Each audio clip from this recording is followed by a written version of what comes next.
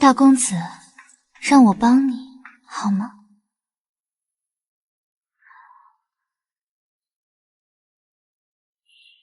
？7岁那年，家乡遭灾，我随爹娘南下，一路上饿殍遍地，爹娘也都没撑过去，死在进城的路上。我带了爹娘仅剩的干粮进了城，却是个无家可去的孤儿。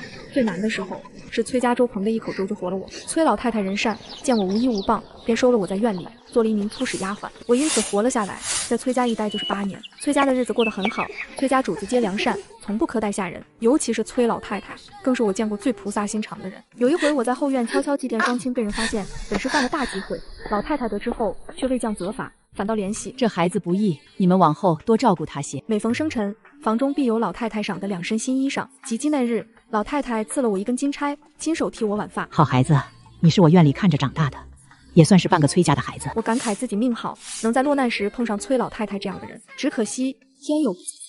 西朝中生变，崔老爷被罢去太傅头衔，流放岭南。嫡长子崔恒更是被打入死牢，不日就要问斩。崔家痛失2根顶梁柱，崔老太太大病了一场。好在陛下念及崔氏祖上功业，罪不及女眷，也未超没家产和宅子，但日子还是眼看着不好过起来。大夫人遣散了不少仆役丫鬟，缩减家中一应用度开支，打算从此以后勤俭度日。我运气好，被留了下来，贴身照顾崔老太太的起居。眼看着老太太日益憔悴消瘦，我心中忧愁不已。可除了说些宽慰的话，也别无他法。一日，大夫人来看老太太，垂泪不止。母亲，大郎是家中独苗，不日就要问斩，却未留下一儿半女，让崔家彻底断了嗣。儿媳想，您在太后跟前好歹是能说上话的，能不能入宫去求求太后她老人家？当夜，老太太便披上诰命府入宫去了。次日，老太太从宫中回来，带来了一个好消息：太后准允崔家送个女子入狱，给崔家留后。可问题又来了，但凡是家世清白的女子，谁愿意去做这种事呢？别无他法。大夫人只好将家中剩下的丫鬟都调集到一处，想寻出一个自愿的。可死牢那种地方，任是谁听了都不愿意踏足，更别提要给将死之人留后，那是十足的晦气，万万不可沾的。所以大夫人哪怕拿出重金相酬，也无一人肯上前。就在她愁红了眼之际，我从人群中走出，自愿领下了此事。大夫人，我去吧。在她想将银两给我时，我却推开了。我不要银子。如今府里不容易，崔老爷流放路上需要打点，老太太的身子也需冬虫阳身养着，早已入不敷出，我怎好成人之危？那你……老太太对我有恩，我想让她宽心，让她的身子快些好起来。大夫人动容，好孩子，我崔家若有来日，必不负你。次日，我便被一顶软轿抬到阴气沉沉的死牢，狱卒将我引到关押崔恒的囚室。时隔数月，我又见到了这位明月高悬的公子。他坐在偏暗的一隅，眉眼空洞，衣衫褴褛，满身狼藉，不复半点昔日风华，宛若如折了翼的鹤，失了高洁，丢了清贵，只剩下破败残躯。想当初，他还是那个经才丰溢的世家第一公子，朝中最年轻的权臣，京都所有女娘的春闺梦里人。从前我只在人群紧簇中见过他，他是最耀眼绝艳的那个，白衣胜雪，怀珠孕育，湛然若神明，是很好的一个人，君子端方，清素雅正，曾为百姓躬身赴难，疏解灾荒。我也曾看到他对下人宽和体恤，不摆金贵。可这样光风霁月的一个人，到如今只剩唏嘘。我提着食盒朝他走去，一应拜了拜身。大公子，我是老太太院里的月娘。他抬头看向我，眼神颓唐淡漠，只是轻嗯了一声，并不多言。戴夫人心疼你，让我带些吃食给你。我走到他身侧坐下，打开食盒。大公子，您用些吧。回应我的是缄默，昏黄烛火映出他清瘦憔损的面容，宛若一具失了魂魄的玉雕，纹丝不动。我朝他挪了挪，日我出门前特意打扮了一番，穿上大夫人赏的珠裙，面上敷粉施珠，又涂了不少香露香膏在身上。聪慧如崔恒，不会看不出我的心思。来，我喂你。可他不动，我只好主动出击，捻了块糕点送至他口边，语声娇俏，笑意嫣然。可他依旧无动于衷，只是淡淡看了我一眼，那眼神如枯井，一片沉寂。从前我便知他是个冰冷的性子，清心寡欲，不近女色，故而来之前就做了主动投怀送抱的准备。心一横，我割下糕点抱住了他的腰，朱唇凑到他耳畔，呵气如兰，险之又险地夺回了崔恒一条命。后来我才知道，原是崔恒的老师邱尚书和同窗大理寺卿林远在帮其各处奔走，四方斡旋，想替崔家父子申冤翻案，才有了这样惊心动魄的一幕。此消息传来，老太太和大夫人终于松了口气，数日来哭得肝肠寸断，如枣核似的眼睛也渐渐不佳。大夫人振作起来，同为出阁的云姐儿、林姐儿一起张罗起东市的铺子，卖起了胭脂。两个姑娘都是豆蔻年华，比我稍小几岁，平日总是亲亲热热拉着我的手，一口一个月姐姐唤着。族中有几个冥顽不灵的耆老知道此事，闯上门来直言此事不妥，有辱斯文，不光坏了清流门楣，也会影响族中哥姐们的婚配。老太太却不买他们的账，持着手杖一顿喝骂，将人通通赶了出去。没脸没皮没心肝的东西，落魄之时不见你们来扶一把，看一眼问一声，如今倒好，见人有了好日子过，便没安好心起来，巴巴的跑了来挑唆，没你们这么贱的骨头。老太太有一品诰命在身，他们不敢顶撞，一个个灰头土脸甩袖走了。老太太想得通透，不计较虚名，十分支持大夫人的做法，任凭外头众说纷纭。既然家里失了爷俩，丢了侯爵官身，那他们这些妇孺便不如索性设下脸面，经营从商，谋取钱财，安身立命。唯一觉得对不住的，就是家中2个未出嫁的姐儿。京中达官贵人多瞧不起商贾，沾了铜锈，来日婚嫁不易。2位姐儿却蕙质兰心，有着七窍玲珑的心思。祖母亲，莫要被那些人的恶言恶语扰了心神，勿自忧心。什么嫁不嫁人的，银子可比男人可靠多了。全家人就这样拧成一股绳，劲往一处使。日子越过越红火，大夫人亲自下场做胭脂，院子里摆满了朱红色的花粉、香料，满院蝶舞飘香，一派生机勃勃之象。一段时日后，之前为了打点用空的府库又渐渐充盈起来，整个崔宅也复又变得欣欣向荣起来，一切都在往好的方向发展。我本也想去铺子里帮忙，但奈何身子一日日重起来，也帮不了什么。大夫人看着我一日日大起来的肚子，将我宝贝的跟眼珠子似的，看出我想去铺上帮忙的心思，拉住我一个劲儿的换心肝。我的心肝儿，你可不兴去铺子里，那里人多，万一磕着碰着了，可怎么是好？看出我脸上的沮丧，他又将我拉到账房，拿出一沓厚厚的账本给我。反正先前就说好了，这铺子也有你一份，你若真想做些什么，来，我教你算账。有了用武之地，我自是乐不可支。悉心求学了一段时日后，将算盘打得噼啪乱响，算账算得得心应手。我就说月娘比你聪慧，看这叫青出于蓝而胜于蓝。老太太将我赞到了天上去，看着我满心满眼都是欢喜。大夫人和姐妹也在一旁抿着嘴笑，我微微红了脸，心里却涌过暖意。10月怀胎，很是艰辛。大夫人和老太太见我辛苦，无微不至地照顾着我。我胃口不好，大夫人亲自下厨给我做儿时的家乡菜。月份大了，翻来覆去睡不好，老夫人便取出从钱宫里赏赐的金丝软枕给我用，想让我睡得舒服安稳觉。怀胎这段日子，我没有冻着热着饿着一点。生产那日，我痛得死去活来，好似从鬼门关走了一遭，但好在最后顺利诞下了一名男婴。谢天谢地，佛祖保佑，我崔家有后了。月娘辛苦你了，接下来这段日子你可得好好养身子。月娘，你对我崔家有大恩，我崔家来日必不负你。月姐姐，弟弟好可爱，我和姐姐都喜爱的姐。老太太、大夫人、云姐儿、林姐儿皆围着我，并无一人先顾孩子。我看着孩子皱皱巴巴的笑脸，听着崔家人暖心的话语，心中一阵放松，渐渐睡了过去。醒来的时候，老太太在我床边逗弄着孩子，想让我给孩子取名。我想起年关将至，心间一动，就叫瑞雪如何？老太太眼神一亮，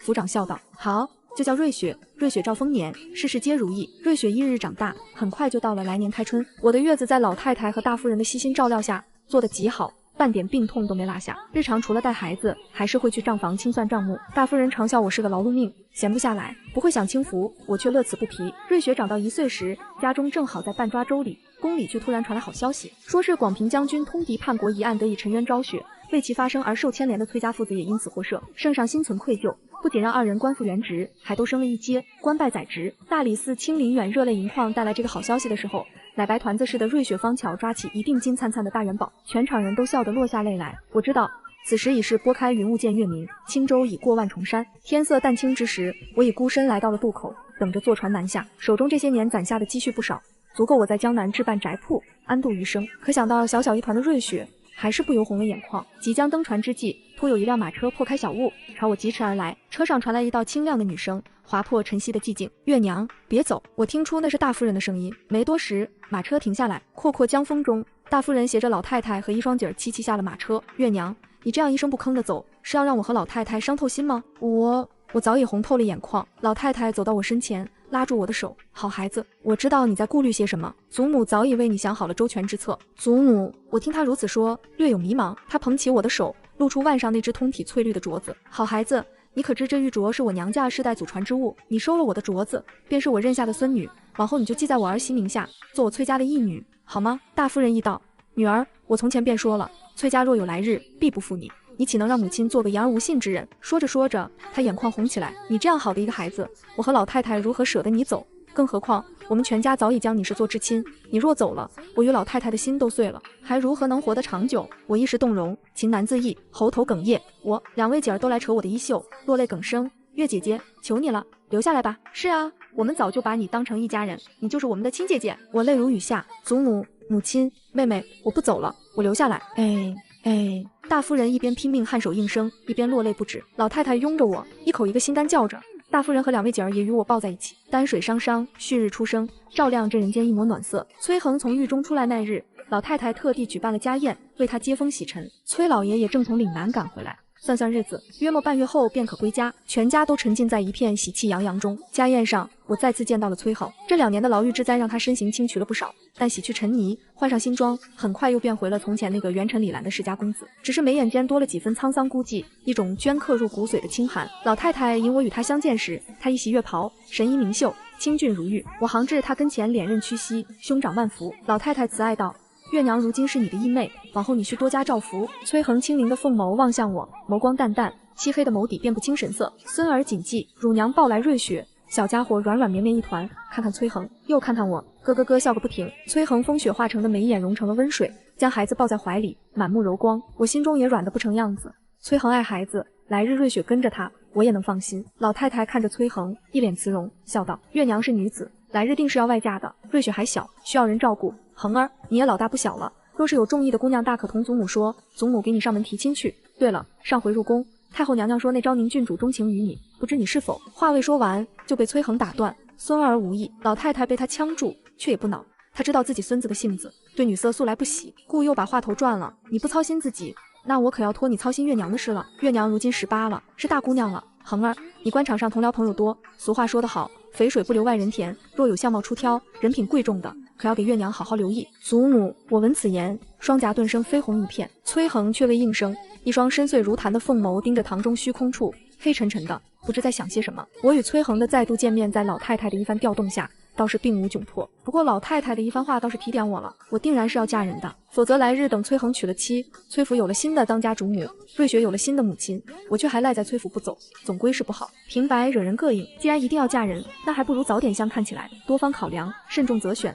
寻一门好知又好的婚事，觅得良人安度余生。也不枉老太太一片苦心，给我崔家小姐这个高门显贵的身份。我一向都是个务实的，一旦拿定了主意，就会即刻开始行动，从不拖延，且一旦着手了，便会一门心思干到底，不惧风雨挫折。恰逢崔老爷从岭南回来，我见他瘦了一大圈，人也苍老了许多，时常到他跟前侍奉，尽一份孝心。他从老太太口中知道一切后，对我这个义女赞赏有加，无比宠爱。崔老爷是个深明大义的，而且古道热肠，听闻我有心觅郎婿，二话不说，在自己众多门生中择选起来。没多久，便挑了个门第相当、体貌出挑的，引来家中与我相看。西苑水榭里，纱幔轻拂，绿波漾漾，唇红齿白的书生给我倒了一盏茶，态度谦和，彬彬有礼。崔老爷提起此生已有进士之身，来日还会科考，前途一片光明。我与书生相谈甚欢，聊至日暮西斜方散。书生离去后，我一起身折返，方从水榭出来，便见一道寒霜履雪的身影在不远处静静凝盯着我。我向他走去，俯身行礼，兄长万福。崔恒神情淡淡，忽然问我，妹妹觉得此人如何？我怔了一怔，如实答道，人品贵重，是个谦谦君子。崔恒缄默良久，而后说出的话令我啧舌，我却以为此人道貌岸然，十足虚伪，不堪良配。我微微瞠目，崔恒却已神色莫变地走了，徒留给我一道疏离清雅的背影。数日后的花朝节上，我方知晓了崔恒那日的话中之意。书生约我同游赏春，路上却逢他那位乡下的未婚妻找上门来。他瞧见我两鬓间同游，一把扯住书生的衣袖，哭得一把鼻涕一把泪。二郎，你怎可一朝中举，便设下与我的婚约，另攀富贵人家的小姐？街上人潮熙攘，这一闹惹来无数围观群众，对着我们指指点点。我窘得恨不得钻了地缝，终是豁出脸面同那农妇解释清楚，说自己并不知情，且当面与书生做了了断，从此形同陌路，缘分两清。这场闹剧才算罢休。书生携农妇离去后，已是暮色沉坠，我茕茕孑立于桥畔，落木萧萧，春寒料峭，夕阳把我孤寂的身影拉得很长。回转过身，恰见一人立在桥头，广袖玉带，白璧无瑕，是崔恒。四目相接，他一步步朝我走来，身形楚然。妹妹，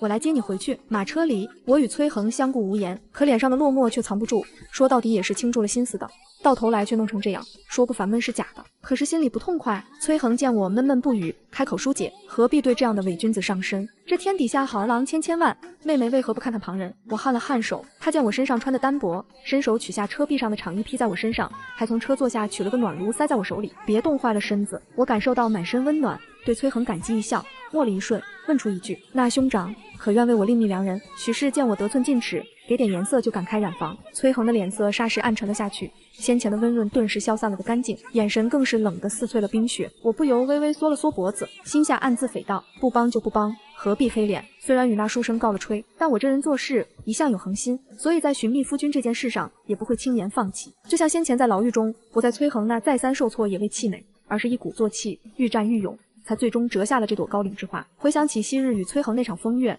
我还是会不由得脸红心跳，耳根发烫。或许有没有一种可能，我与崔恒能？但此念头甫一涌现，便被我当即否决。怎么可能呢？崔恒皎若明月，无双公子，我与他隔着云泥之别，就算踮着脚也是无论如何都够不到的。我如何配得上他？我将此念头扼杀在心底，不许自己再想起。我这辈子最好的归宿，大概就是找个老实忠厚的男人，脚踏实地过日子。心中既有了决断，前路便一片清明。于是我又旁敲侧击地让崔老爷给我另觅新人。既然书生薄情，那这次我便寻个武夫。崔老爷身为太傅，手里门生众多，其中不乏参军从武的。于是崔老爷很快给我觅来了第2位郎君，出身武将世家的庶子燕怀。燕小将军燕怀虽是庶出，却心有大志，几番征战下来，已是军功赫赫，在朝中深得陛下赏赞，来日前景亦大有可为。我与他相处也融洽，他喜欢我的温婉纯良，对我赞不绝口。娶妻当娶贤，月娘，你便是我最心仪的姑娘。可我与燕怀相处不过半月，不知怎地，一天夜里，他醉酒后竟失手在街头打伤了人，致人重伤，惹了官司被下了大狱。我的心凉了半截，已觉他太过莽撞冲动，不堪托付。出狱后，他第一件事便是来寻我解释。我想起老太太那句冲动之人不可嫁，对他避而不见。燕怀却赖在门前不肯走，我不得已只好出去相见。崔府门口，他跪在我面前陈情：月娘，你听我解释，那日是我生母忌辰，我心情不好，这才去街边喝了酒，却遭那群泼皮挑衅，辱我先母。我若不出手教训他们，枉为人。我看着来来往往的人都驻足围观，总归难看。让他起来去院里说话，一处无人院落，我打算与燕怀说清楚。燕小将军，虽说事出有因，但你一时冲动，失手致人重伤。事实，我是个深思熟虑之人，对婚姻之事郑重不敢轻率。我想，我们就到此为止吧。燕小将军，请回吧。说罢，我轻拂一礼，朝他下了逐客令。本以为这样就能好聚好散，却不料，在我转身之际，燕怀却突然扼住了我的手腕。你做什么？松开我！我试图甩开，可燕怀是武将，气力极大，我拼命挣扎。那后掌却如铁钳，纹丝不动。他见四处无人，将我拉至廊下，抵在墙上，扶手就要强吻我。月娘，我爱你。他竟试图用这样的法子挽回我，我心中作呕至极。就在燕怀的唇将要落下之际，一道清冽如雪的身影匆匆赶至，阻止了这场闹剧。燕怀，你光天化日轻薄良家妇女，实在是无耻至极，我定禀明圣上，治汝之罪。燕怀见到面若冰霜的崔恒，霎时没了气势，松开我后，朝崔恒恭恭敬敬行了一礼。兄长，你听我解释，因我那日冲动伤人，月娘与我生了嫌隙，我百般解释他都不听，一时情急才一声兄长叫的崔恒更加恼怒，言语也愈发刻薄。燕小将军，你几时这么没脸没皮？谁是你的兄长？再者，你冲动便可伤人，那若是婚后冲动伤了月娘，又当如何？你这般自负刚愎、粗蛮无礼之徒，何以配得上月娘？燕怀最终在崔恒一番冷厉痛斥下，满脸灰败的离开。我惊愕于崔恒早有预料般的及时出现，以及他这般惜字如金的人，竟会为了我与旁人横眉冷对，一口气说了这么多话。我感激地朝他欠身，多谢兄长替我解围。可受惊了，他眸中几分关怀，替我扶拢鬓边散乱的发丝。放心，我会替你讨回公道，让他付出代价。那声线幽沉下去，无端间似有一股冷意自他周身弥漫，我浑身哆嗦了一下。次日，我便从崔老爷口中听到了燕小将军被圣上当众斥责，连降3级之事。我想起昨日崔恒说的话，便知这定是他的手笔，不觉背脊一立。花厅里，崔家众人都在。崔老爷对老太太道：“母亲，是我对不住月娘，竟不知那都是些知人知面不知心的披着羊皮的狼。”老太太道：“这婚姻大事本就不是一蹴而就的，薄情寡恩的不要，他能负心一回，便会有2回3回，永无止境。逞一时之气的也不可。若是婚后一时冲动打了月娘，如何是好？断断不能要。儿啊，你再给月娘好好选选。”崔老爷道：“好，容我仔细想想。”斟酌良久，他道：“伯爵府世子如何？”门第虽不及我家高，但那世子是个清静的性子，从不寻花问柳，还一心科考，如今已有功名加身。好，这个好。大太太和大夫人皆赞同。我一点点头应下。正在众人言笑之际，我却突然被珠帘后一双阴寒的眸子吓了一跳。兄长！众人皆朝门口望去，只见隔着一道疏疏落落的珠帘，芝兰玉树的崔恒站在那里，正一瞬不瞬地注视着此处。见他如此神色，众人脸色微变。老太太出声询问：“恒儿，你何时来的？怎得不进来一起说话？见你们聊得热闹，不忍心打扰。”崔恒撩脸走进来，神色恢复如常，众人也缓了面色，气氛不再凝重。崔恒展袖坐于老太太下座，不经意提及父亲刚才说的世子，可是平阳伯府家。崔老爷不疑有他，颔首道：“正是。”崔恒不语，凤眸深深凝着案桌上的一株兰草，眼底暗沉沉的，辨不清神色。可是有什么不妥？崔老爷怕了，怕又给我好心办了坏事。丫鬟端来泡好的龙井，崔恒抿了一口，淡淡道：“无甚。”说这2字时，他面上虽是云淡风轻，眸色却机不可察的又暗了几分，似一汪不见底的深潭。我的心头渐渐泛起一股不好的预感，隐隐间觉得先前发生的诸多事之间，似被一根无形的线牵连着，有着千丝万缕的关系，而那背后或许有一只看不见的手在操控着。而接下来的事果然印证了我的猜想，我还未与那伯爵府世子相看，他便因棉花素柳为花魁一掷千金，从而声名远扬。此事还传到了圣人耳中，圣上当众斥责平阳伯教子无方，有损朝廷清誉，伯爵府名声尽毁，沦为京中笑柄。心中那个念头愈发破土而出，或许真的是他，可如果真的是他，我又该如何面对他？当晚我独自在院中喝闷酒，都说一醉解千愁，我便喝了个酩酊大醉，让自己百忧全消。烂醉如泥趴在桌上起不来的时候，隐隐察觉到有人出现在我身后，轻轻替我披上了一件长衣，而后我整个人被拥入一个温暖的怀抱，我浑身瘫软似水，就这么任由那人将我抱起来往屋里走。庭中月凉如水，梨花如雪，点点星子下，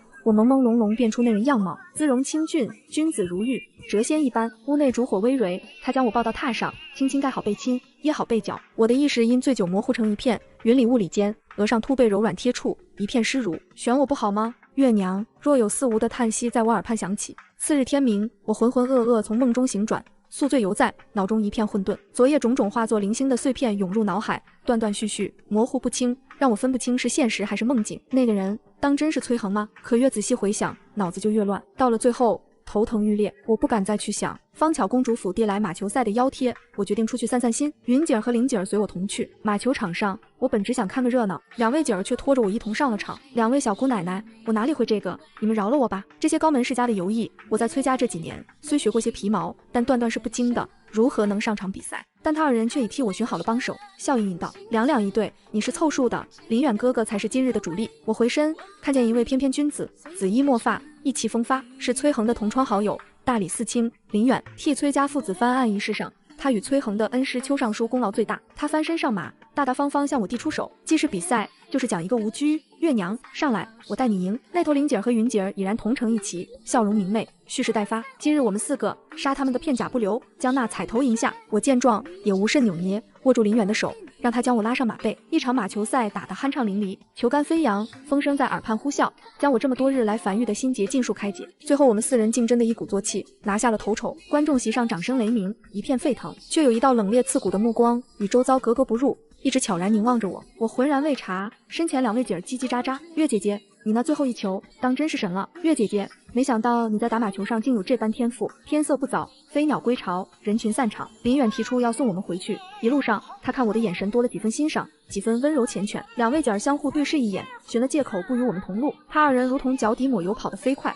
路上便只剩我与林远。我拢了拢鬓发，垂眸避开他的视线，那便劳烦林公子了。可还未走出几步，前路便出现了一道熟人的身影。崔恒立在斜阳下，袖满迎风，他徐徐朝我们走近，对林远道：“便不劳烦林远兄了，我来带舍妹回去。”林远并未察觉出他的心思，只道：“这就是你那个义妹吧？短短一场马球赛，便可看出是个胸有丘壑、谋略过人的女娘。”林远对我赞不绝口。崔恒的脸色变得极为复杂。林远当初跟着老师替他奔走，也算是他半个救命恩人，可他眼下心中应当是极不痛快的。林远兄谬赞，忍了一会儿，薄唇轻抿，淡淡吐出一句：“上元节那日，我收到林远的邀帖，约我赏花灯游庙会。”我思虑了一番，还是决定去了。这一夜的庙会上，人潮熙攘，人流如织，满街灿烂辉煌，精美暖色花灯交错，光华璀璨艳丽。我与林远并肩而行，走在万千火树银花之下，言笑晏晏。街边小贩在摊上叫卖着花灯，林远买了一只兔子灯送我。我看着小兔子被烛火映亮的红彤彤的眼睛，活灵活现，煞是可爱，爱不释手。转身之际，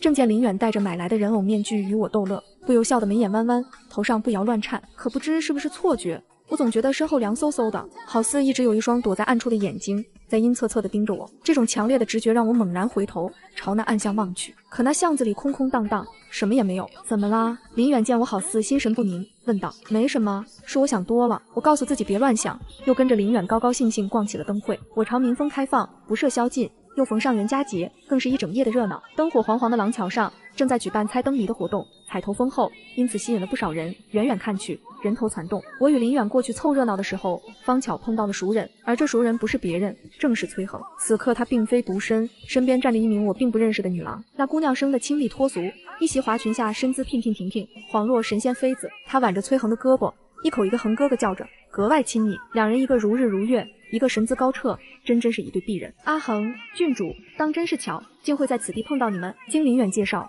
我才知道这女子便是老太太常提到的那位昭宁郡主。传言她钟情于崔恒，曾当众示爱过崔恒。我朝着郡主规规矩矩举行了一礼，参见郡主。他看我的眼神充满打量，亮晶晶的，带着一股少女天真的明媚。你就是崔太傅收的那位义女？是。我轻轻颔首，思绪却已经飘飞。是啊，崔恒就该与这般娇无可人的女子相配，当真是个美人胚子，怪不得恒哥哥。他心直口快，说话脱口而出，但又好似想起什么顾忌，突然噤了声，还偷偷去了一眼身旁崔恒的脸色。崔恒脸色若冰，从始至终一言未发，只那双漆黑如墨的凤眸一瞬不瞬地盯着我，想从我脸上寻出什么破绽似的。我故作未觉，偏开头避开他的视线，笑脸迎上身旁林远。林远哥哥，城楼上烟火快放了，我们过去看好不好？林远亦有些愣怔，他的眼神一时间变得深邃，若有思忖。隔了一会儿，还是应了我。好，我们同去。辞别昭宁郡主和崔恒，我只觉心里头松了口气，但一路上却突然兴致全无，半点也提不起精神来。也不知是怎么了，脑子里全然都是崔恒与昭宁郡主携手并肩的场景，明晃晃的很是刺眼，让我心底泛起难以言喻的感触，竟似酸楚。林远不管在与我说什么，我都是心不在焉的回答，勉力扯出笑来，笑意却不达眼底。我痛恨自己这般，可不管怎么努力，却都无济于事，觉得心里好似是空了一块。身后崔恒看着我与林远结伴离去的身影，目光愈发幽沉，面容隐忍晦涩，似有裂缝在一点点破开冰霜。他身侧的女子巧笑倩兮，略带几分谄媚。恒哥哥，方才可说好了，我陪你演戏，你与我报仇，可不许食言。他青葱般的手指指向场中央设下的彩头，今日那灯谜的彩头我要定了。昭宁本就是个性情洒脱的女子，先前对崔恒轰轰烈烈的求爱不成，便索性放开手。这天底下男人千千万，她从未想过要在一棵树上吊死。不过在得知崔恒有了心仪之人后，还是生了好奇的心思，所以才会在今日应下崔恒的请求，陪他演一场戏。不过嘛，他最想要的自然还是那诱人的报酬。要知道，今日这彩头是长公主府设下的，那枚玉笛价值千金，他岂有错过之理？果不其然，崔恒这个京城第一才子，甫一上场便无对手，很快便替他赢下了彩头。昭宁郡主捧着崔恒所赠的玉笛，爱不释手，又对上眉宇深锁的崔恒，忍不住道：我若是你，便将心里话都说了，有什么好藏着掖着的？真看不惯你们这种弯弯绕的人，迂腐愚不可及，喜欢就去说，你不说别人怎会知晓？成就成，不成就罢，彻底撂开了手，倒落得个心里头清静。说罢，他也无心再陪崔恒待着，拉着丫鬟去赏灯了。灯谜散场，空荡荡的廊桥上便只剩下崔恒一人。他看着昭宁郡主离去的身影，一片死水般的黑眸渐渐生出几分波澜。城楼上，林远好似看出我有心事，待烟花散尽，他突然对我说：月娘，我不知你和阿恒之前是否发生过什么。林远果然是个洞若观火的，一猜便中。他语气郑重，眸光清澈。月娘，我心悦于你，可你心里或许藏了人，你自己都不知道，这样对我不公平。我愣住，我会给你一段时日考虑，这样对你我都好。他温声说罢，让车夫送我回家，自己则说要散步回去。我看着他离去的清寂背影，轻轻说了一句：林远，对不起。回到崔府，我碰到了满身酒气的崔恒，他闯了我的院子，在我惊愕的眼神里步步紧逼。月娘，你到底有没有心？我避开他伤情的目光，我听不懂兄长在说些什么。他将我逼至树下，月光落在他的眉眼间，化作一片漆黑幽邃。看到我与旁人在一起，你的心难道就没有一丝一毫的在意吗？我怔住，有风拂过，梨花簌簌落了我与他满身。崔恒这么说，莫非今日昭宁郡主是他故意找来气我的？他直勾勾盯住我，嗓音沉哑，却字字清晰。可你知不知道，看到你和林远在一起，我的心便像是被火炼，被油烹，我嫉妒的快要发了疯。我心头震动，瞳孔骤缩，内心挣扎良久，方才勉强镇定下来，清冷吐息：兄长，你醉了。说罢推开他便要走，却被他擒住手腕，栖身困住。我没醉，我清醒得很，我知道自己在做些什么。下一刻，温凉的唇便贴了上来，清冽的松雪气息扑入鼻腔，紧接着一尾柔软滑入口中。我呼吸一滞，双眸撑大，不敢置信。面前崔恒的呼吸沉了2分，目眸染了深浓夜色，直直望入我眼中，带着浓得化不开的情愫。他克制又汹涌地吻着我，我清醒过来想挣扎，却被他揽住腰肢，渐渐加深了这个吻。脑中开始变得混沌，唇舌交接，让我迷失了自己，彻底沉沦，也忘记了抗拒。月色空蒙映照大地，庭院深深悠然静谧。崔恒深情缱绻的话语不断在耳畔回响：月娘，我喜欢你，我不要做的你的兄长，我要娶你为妻，此生唯一的妻。这一夜，我彻底乱了心智。可即便崔恒喜欢我，我与他之前隔着天堑鸿沟，又怎么可能呢？思虑再三后，我决定将这件事烂在肚子里。次日，大夫人叫我去铺子里帮忙，我正准备出门，却在廊下碰到了崔恒。他怀中抱着瑞雪，瑞雪咿呀呀唤我娘亲。他以为我又要去寻林远约会，神情伤痛，满眼破碎，竟抱着孩子拦住了我的去路。月娘，你当真要抛夫妻子吗？我被他弄得心力交瘁，看着懵懂无知的瑞雪，只觉头疼的厉害。崔恒，你疯了吗？你到底要闹到什么时候？他眼底染了点点猩红。我没疯，我只是不想再看到你去寻林远。我见他神情破碎，眼尾被绯红染透，心软了几分，只道：你误会了，我并非是要出门找林远，今日是母亲让我去铺里帮忙，你快把瑞雪抱回奶娘那里，莫要惊了她。见我言语中含着几分安抚，崔恒紧盯着我问道：月娘，你是在意我的，对吗？我无奈地叹息一声，只好允诺他，等我今日从外头回来，会同他好好聊聊。得了我的允诺。当晚，崔恒竟将全家老小都喊到了一起，信誓旦旦说要娶我。正厅里，他当着全家的面，直挺挺跪在老太太面前。祖母，这段时日，孙儿已认清自己的心意，此生非月娘不娶，求祖母成全。明眼人都看得出，他这是下了天下的决心。我手足无措，立在当场，一时不知该如何是好。可出人意料的，此情此景，全家却无一人面露惊异，似是都早有预料一般。在我愕然的目光里，老太太慈爱地笑道：光你一厢情愿也无用，还得看月娘的意思。老太太的目光转向我，一片柔光。月娘，她既有此诚心，你可愿嫁她为妇，来日替她执掌中馈，做当家主母？我彻底怔住，我可以吗？月姐姐，大哥哥一片真心，你就答应他吧。两位姐儿在一旁鼓动我答应。我的目光一一逡巡过崔家每一个人，试图从他们面上找出一丝一毫的反对，可无一例外的，他们脸上没有半点不悦，全然是欣喜和接纳。大夫人见我发懵，上前来同我解释：恒儿这孩子不善言辞，可我们全家早看出他喜欢你，你应该也猜到了，他为了你暗中动手脚，搅黄了你那么多桩好事。那日被老爷和我看出端倪，一番逼问，他才将心思告诉了我们这些长辈，希望我们能帮着成全他的心思。大夫人执起我的手，语气间一派慈祥温和：恒儿喜欢你，此生非你不娶，你可愿做他的妻子，与他共同抚育瑞雪？我怎会不乐意？可我心中泛起阵阵暖意，但还是说出了深藏心底的话。可我断断配不上。大夫人道：傻孩子，如何会配不上？可是以为我们会看不上你？没有的事，别胡思乱想。你与大郎一起自然是再好不过，什么门楣，什么高低贵贱，你觉得我与老太太是会在意的人吗？可之前不是让我们兄妹相称？我还是不理解。大夫人拉着我的手，语重心长：你误会了，老太太让你与恒儿兄妹相称，不是不愿让你嫁入我家，实则是我与老太太早有顾虑。先前恒儿被释回，我与老太太并非没有想促成你二人，只是皆觉得恒儿冷面无心，并非钟情于你，如此你嫁给他便不会痛快，白白误了一生。如今既然知晓恒儿早已对你情根深重，你若与他成婚，便是再好不过的事。崔老爷捋了捋胡须，在一旁叹道：好孩子，先前宦海浮沉，一遭流放，却叫我把世事看通透了。这世间最珍贵的，从来不是什么门第贵贱，而是一片赤诚之心啊。顿了顿，他用目光悠长道：你若能与恒儿成婚，瑞雪的亲生父母便不用离散，这将是这天底下最令人高兴的事。好孩子，我们一大家子说了这么多，最终决定权还是在你，嫁与不嫁，都在你一念之间。老太太看向我，目光满是温慈，我如同拨云见雾，心中满是动容和感激，郑重朝他点了点头。好，那便是答应了。太好了。大夫人喜极而泣，全家都笑了。崔恒怕我中途反悔，早让老太太给我们定下婚期，日子定得很近，就在下月初8。成婚前，我整个人都处于做梦一般的境界里。我当真是要嫁给崔恒，嫁给这个被人奉作圭臬的第一公子，嫁给这个位高权重、当朝最年轻的宰执。我竟然真的攀到了月亮。一直到成婚当日，看到一袭大红喜袍，貌若仙郎，缓缓向我走来的崔恒，我那颗漂浮不定的心才落了地，认清一切并非做梦，而是真实发生的。婚宴上满堂宾客，崔恒的老师邱尚书坐于上首，亲自为我们证婚。他双眸闪烁泪光，激动得热泪盈眶。林远也来了，他带着贵重的贺礼，真诚地祝福我和崔恒喜结良缘，白头偕老。此刻他看向我的眼神里，没有夹杂一丝一毫的怨憎，反而是一种释然。君子坦荡，纯粹澄净。敬酒时，他拍了拍崔恒的肩膀，笑道：说起来，阿恒你还要谢谢我，若非我那日的话，月娘想必也不会那么快认清自己的心。月娘，你说是不是？我坦然地笑着应声。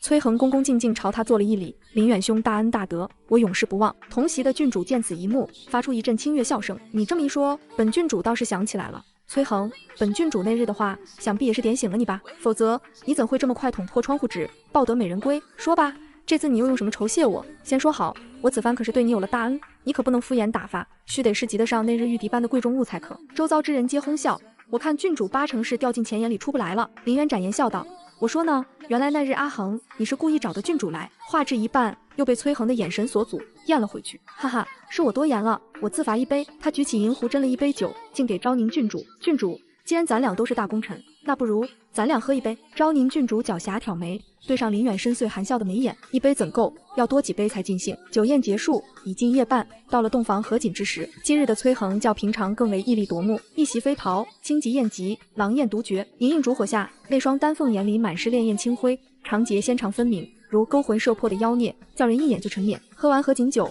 我面染微醺，问出藏在深埋心底的话：恒郎，你究竟是从什么时候开始喜欢我的？崔恒冷凝的眉眼融成一池春水，漆黑瞳仁中明晃晃的，唯我一人。月娘，若我说是在天牢，你可信？我用指腹轻轻描摹过他的锁骨，语声娇娆，见色起意。崔恒笑着摇了摇头，我顿下手上动作，面露一色。崔恒温声道：“那是有人在暗无天日里对我说了一番话，可叫我铭记一生。他说自己命如草芥，还能侥幸靠着贵人施恩活下来。我这般金尊玉贵的公子落难，不知道要牵动多少人的心肠。我万不该失去信念和希望，哪怕真的活不了，留下血脉在世上，也能让家人有一份寄托。或许在那个时候，我就喜欢上了你，喜欢上了你这个心智通透、坚韧如蒲草的姑娘。当然，他捏起我的下巴，头睫滚了一滚，眸色会暗下来，还有令我倾慕的美色。说话间，他漆黑深邃的眼眸落在我身上，浸润了几分温柔，渐渐染上浓得化不开的玉色。腰上蓦然一紧，柔软的唇便覆了下来，唇齿被撬开，辗转研磨，鼻息间全是清冽的松雪的气息，呼吸一点点变得急促。崔恒揽着我的肩，轻身而来，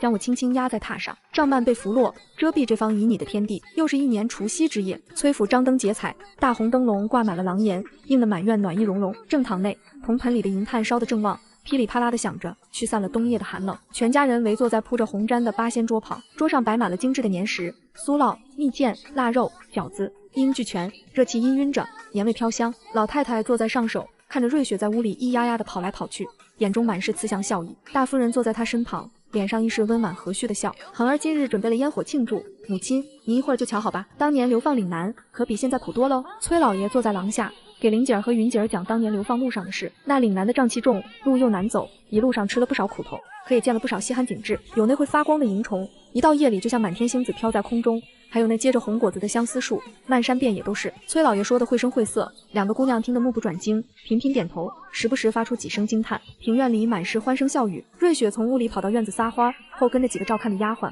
生怕她摔着。孩的笑声清脆响亮，像银铃般回荡在庭院里。崔恒站起身，申江跑过来扑向他的瑞雪抱在怀，他一抱着孩子，另一只手来指我。我们并肩站在庭院，看着眼前阖家欢乐的景象，相视笑，满眼都是温情。轰隆一声巨响，夜空中炸开了第一朵烟花，绚烂的烟花在湛蓝夜幕上绽放，化作漫天璀璨的星，染红了半边天。紧接着，朵朵烟花接连升空，如漫天繁星，闪烁夺，似流星划过，转瞬即逝，却留下了最美的痕迹。光影映在崔恒的脸上，他漆的眼眸里盛满了光彩。他低眉缱绻望向我，满是情愫的嗓轻轻在我攀响起：“娘，你是我此罪的圆满。”我听着他情真意切的话语，心下满是动容，将头靠在他的肩头，感受着他的温度，看着头顶绽放的烟花，看着庭院里笑逐颜开的家人，看着还在他怀手舞蹈的模样，眼眶微微发热，心里被幸福填满。千帆过尽，人间春暖。此刻，团圆与安稳同在，还有彼此相依的温暖与深情。家人闲坐，灯可亲，烟火年年，岁岁平安。